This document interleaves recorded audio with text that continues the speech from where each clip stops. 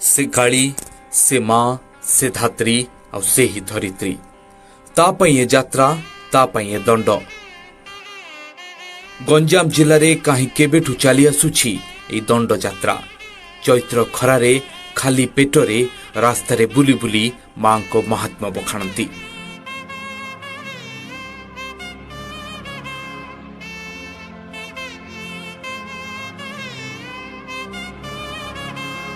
दांडरे शुअंती आउ दंड सहंती सेइथिपई तो एमानकु कुहा जाए दंडुआ अधा बटा अधा कटा खाई मां को महात्मा बखाणती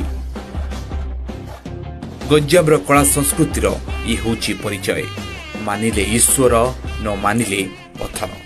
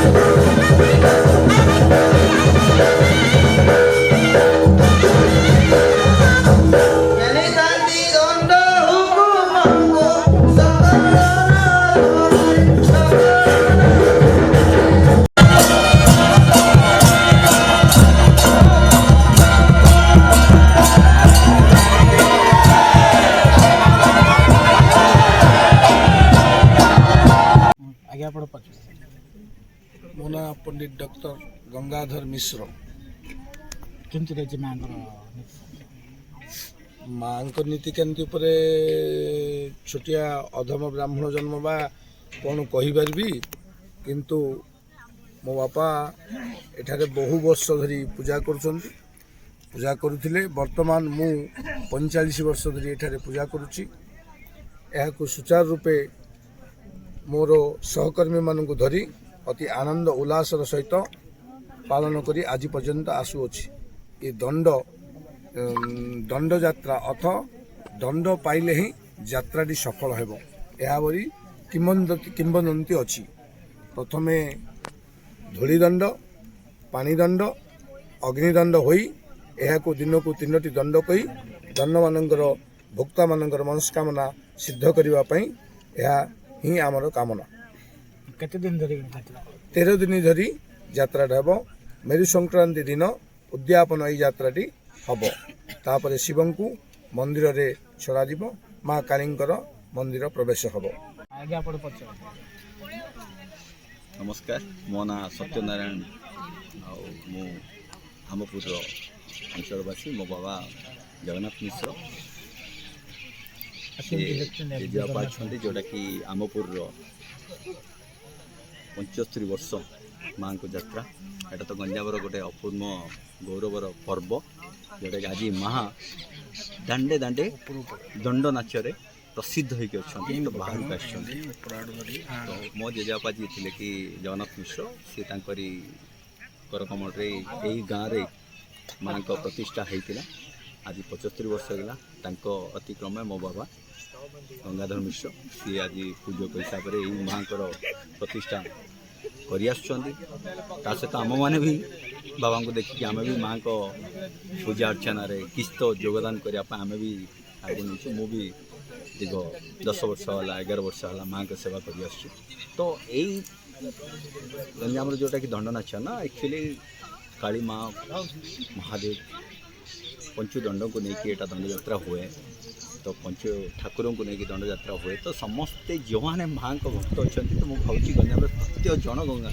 माने माँ को भक्त तो यहाँ गंजाम गली गली रे पर्व को पालन कर सहित भी प्रत्येक गाँव इष्ट देवी बोली कहले चले मैंने प्रत्येक गाँव में काली माँ को प्रतिष्ठा होती अच्छी तो समस्ते निजर इच्छा मानसिक श्रद्धा यही 13 दिन रे समस्ते निजर श्रद्धा सहित माँ को पूजा अर्चना करते तो मुझे भावुची ये यात्रा विगत वर्ष जहाँ भी थी गंजाम किंतु आज भावुची भारत प्रसिद्ध हो सारा क्या मैंने कण अनुकण जानी सारे जे माँ को दंडकाली यात्रा मोर बहुत सांग मैंने जोटा कि बाहर अच्छा ओडिशा बाहर अच्छा से माने भी आसुँचे नहीं 13 दिन रे केमती माँ को यात्रा टी देखापी तो बहुत माने खुशी लगुच माँ को परिचय आज भारत वर्ष रे यही दंड यात्रा रूप में प्रसिद्ध हो सारी तो मु भावुची यही यात्रा समस्ते करती बहुत खुशी आनंद करती तो मु भावुची समस्त को यहाँ भल लगे आम माँ जोटा कि आमपुर जो अच्छा प्रतिष्ठाता बहुत अधिक पाखापाखि 500 भुक्ता एठी गोटे गाँव में समस्ते बाहरती माँ को यात्रा करने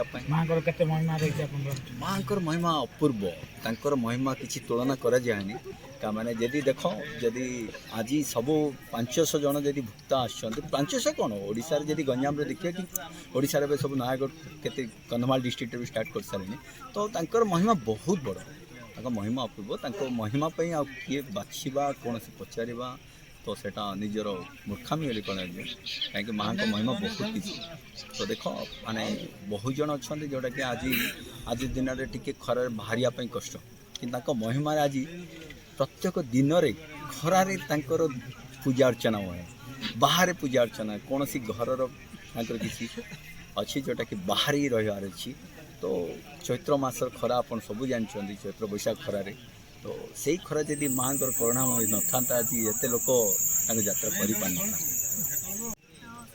आपण मैंने आसुँच धन्यवाद देवी आप समस्त को आटा हर गली रे गंजाम रे प्रसिद्ध होती अच्छी बहुत माने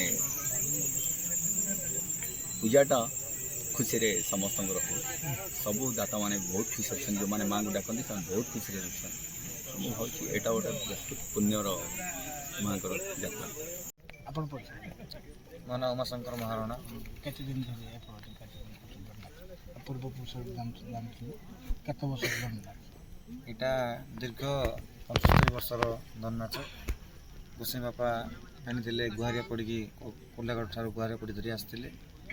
ତାଙ୍କେ ସେବା କଲେ ପ୍ରାୟ ଗୋଟେ ଆମର ହେଇଯିବ 30 ବର୍ଷ ଖଣ୍ଡେ। ତାପରେ ବାବା କରିଥିଲେ ସେବା କରୁଥିଲେ ଏବେ ବାବା ତ ପରଲୋକ ହେଲେ 2 ବର୍ଷ ହେଲା ପରଲୋକ ହୋଇଯାଇଛନ୍ତି। ମୁଁ ଏବେ ମାଆଙ୍କ ସେବା କରୁଛି। କେମିତି ଆର ଚରିତ୍ର ରହିଛି ସକାଳୁ କେମିତି ମାଆଙ୍କର ଆଜି ବାହାରିଲା ମହାପ୍ରଭୁ ସକାଳୁ କେମିତି ନୀତିକାନ୍ତି ଥିଲା କ'ଣ ସବୁ ନୀତିକାନ୍ତି ହୋଇଥିଲା? ସକାଳୁ ଦାତାଙ୍କର ଯାଇ କୁମ୍ଭରାଳିକି ଶିବ ମନ୍ଦିର ଯାଇକି ମାଆଙ୍କୁ ଧରିକି ଯାଇଥିଲୁ। ସେଠି ଆମର ଏଠି ମା କାଳୀଙ୍କ ଗୋପନେଶ୍ୱରଙ୍କ ବାବା ଅଛନ୍ତି। ସେଠି ମାଆଙ୍କ ବାବାଙ୍କୁ ମିଳନ କରି ପଇତା ଧାରଣ କରିଛୁ। ତାପରେ ଆସିକି ଧୂଳିଦଣ୍ଡ କଲୁ। ତାପରେ ଧୂଳିଦଣ୍ଡ ସରିଲା ପରେ ପାଣି ଦଣ୍ଡ କଲୁ। ଏବେ ଅଗ୍ନିଦଣ୍ଡ ରାତିରେ କରାଯାଉଛି। କିନ୍ତୁ କେମିତି ପ୍ରସାଦ ଆମର ଏଠି ତ ଅପଟା ଫୁଟା ତାପରେ ଆସିବ ଆମର ଏଠି ଡାଲି ଭାତ ହୁଏ। ଡାଲି ଭାତରେ ବାଙ୍ଗିଣ ହୋଇ ପଡ଼େ, କୌଣସି ପ୍ରକାର ପରିବା ପଡ଼େନି। ଖାଲି ଭାତ ଚାଲୁ 13 ଦିନ ମାଆଙ୍କ ଯାତ୍ରାରେ ନେଇକି ମାଆଙ୍କୁ ଖୁସିରେ ଆଣୁଛୁ। ପାଖାପାଖି କେତେ ଭକ୍ତଙ୍କ ସମାଗମ ହୋଇଥାଏ? ପାଖାପାଖି ଭକ୍ତଙ୍କର ସମାଗମ ଯାହା ବି ଏବେ ଆଜି ତ ପ୍ରଥମ ଦିନ 250 ଭକ୍ତ ଅଛନ୍ତି ଦଣ୍ଡୁଆ। କେମିତି ଗଭର୍ଣ୍ଣମେଣ୍ଟର କେମିତି ଗାଇଡ଼ଲାଇନ୍ ରହିଛି ତାକୁ କେମିତି ପାଳନ କରୁଛି? ଅଶ୍ଳୀଳତା ଉପରେ କ'ଣ କହିବେ? ଆମର ତ ଏଠି ଅଶ୍ଳୀଳତା ହିଁ କରାଯାଉନି। ଆମେ ଗଭର୍ଣ୍ଣମେଣ୍ଟର ନିୟମ ପାଳିକି ଚାଲୁ।